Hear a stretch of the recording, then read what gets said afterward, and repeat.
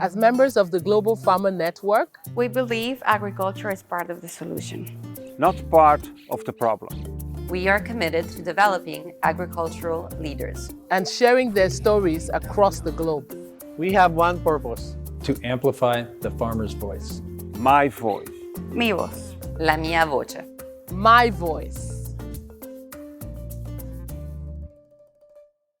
Welcome to Global Farmer Voices, a podcast by the Global Farmer Network where we invite farmers from around the world to share their stories and perspectives. Hello, I'm Delaney Howell, host of this podcast series, and this month we're featuring Diane Masure, a farmer from France. Diane took over her in-laws' farm 12 years ago and raises a variety of crops such as wheat, barley, hemp, canola, peas, rapeseed, lentils, and flowers on their 115 hectares. Her farm practices soil conservation agriculture, a group of regenerative practices that helps the soil's fertility and decreases carbon emissions. She is also the president of the Association for the Promotion of Sustainable Agriculture, a French organization of approximately 190 farms dedicated to achieving carbon neutrality. So my husband has a farm. We are on the family farm of my husband. So that's why we are here. And then I have this master of agronomy. Even if you don't learn anything, it can help you a little bit to be a farmer. Then you're learning day after day. And probably as I went cultivating in conservation agriculture, and there's nobody is telling information how to do it. You have to learn from scratch. You have to learn by speaking with other farmers. And that was very important for me, not to be alone, to begin with this sort of agriculture in France. I was consultant in organization. I was also teacher in agronomy, in physics, chemistry, mathematics, in soil. I also spend a lot of time to raise my children. I think we have the way of everybody teaching agriculture is with tools and probably not using the agronomic tool. And that's very important to understand that everything is in relation. And this whole vision of a farm, of the function of agriculture, there's a lot of biology. There's a lot of cycle of the carbon, cycle of the nitrogen, biodiversity. Everything is linked. And that's very important. And I think that's not what you has been taught in agriculture, in school of agriculture.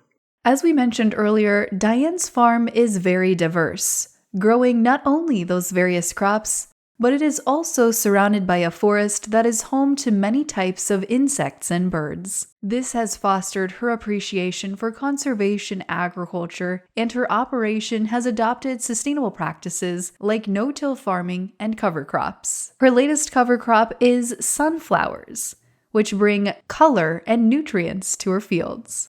We can see that we have a better biodiversity, but at the beginning, the farm is well implanted. There's a good beginning.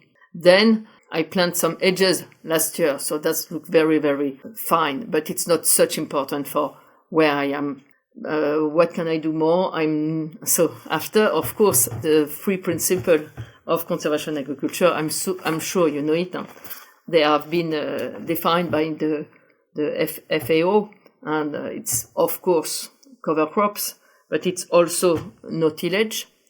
And when I say no tillage, it's absolutely no tillage, except when you are sowing. And a lot of diversity of crops. I already have spoken of wheat, hemp, pulses. I do also seeds and rapeseed. In France, I think we have 3% of farmers in conservation agriculture. We are very late or not, but we don't have a lot of farmers. And in organic agriculture, I think we are at 10%, or 6% in field crops. So I think there's 6% of organic agriculture with field crops and not cattle, and 3% in conservation agriculture. That's very, very few. Probably because we are farmers for such a long time. We have a big tradition in farming, and in this tradition you have plowing and tillage, and you have just everybody's do always the same. Diane's position with the Association for the Promotion of Sustainable Agriculture has allowed her to get involved with farmers from all around France to showcase how conservation agriculture has a positive impact on the environment by becoming net negative for carbon emissions. By achieving net negative carbon emissions, these farmers in France are sequestering more greenhouse gases than they are emitting, contributing to a more sustainable future. So APAD, it's the name of my association. It's Association for the Promotion of the Sustainable Agriculture. And it's an association with only farmers in conservation agriculture. So I've been involved more and more in their project, and I am now president of the association. It's an association of over France with 1,000 farmers. And we wanted to show how conservation agriculture can be positive.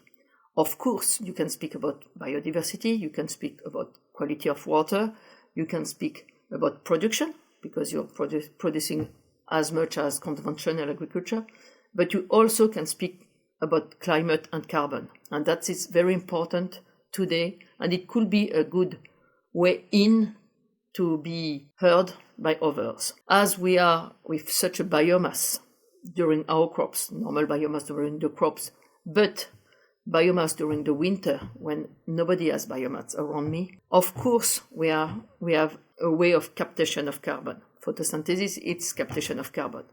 This biomass can be returned to soil, and so you will have more biomass in your soil. If I know that the organic matter of my soil is increasing every year, there's a French initiative, mondial initiative named 4 per 1,000, telling that if all the cultivating soil in the world are increasing their organic matter of 4 per 1,000, that will compensate all the emission of the humans. I think on my farm we are 20 per 1,000. That we are really increasing more and more the organic matter of the soil. That means less carbon in the air. That means more carbon in one of the sink. That also means nutrient for the biodiversity in the soil, nutrient also to have a better structure of the soil, less erosion, etc., etc.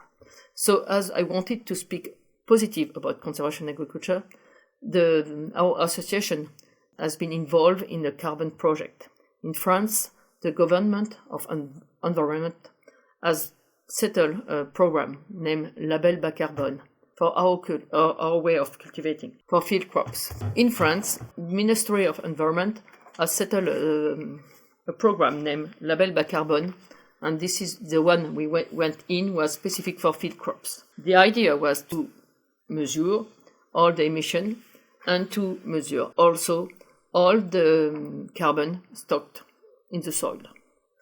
So it was very interesting. We have done that with 200 farmers. That was the biggest program in this, and the results were very positive. We have seen that we were going beyond the net zero. That means the more we are cultivating, the more we are putting carbon in our soil. And so the idea was, as we had some way of cultivating that mitigate climate, we can generate credit carbon. And this credit carbon can be a source of finance for compensation. So that can be a way to recognize what agriculture and what the farmers are doing in their fields for climate. As a net zero farm, Diane is advocating for legislative support to help make it easier for farmers like her to adopt more sustainable practices alongside conventional methods. Not only is she looking for support from her government, Diane is also looking for companies to support these sustainable farming practices. They are willing and they have to do it because the legislation asks them to do this effort. The problem is they are ready to do it, but not for the price that represent the risk or the change that represent for the farmer.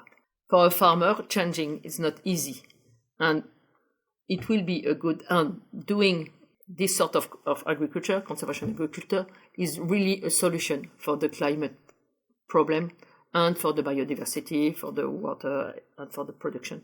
So it will be great if they realize that it will be a real investment of changing to pay all the service done by farmers. I think probably my vision is a little bit blurred because I'm concerned by this problem. So I'm watching the companies beginning to be concerned by the problem. But we are at the beginning. I hope they will understand that there's something to do.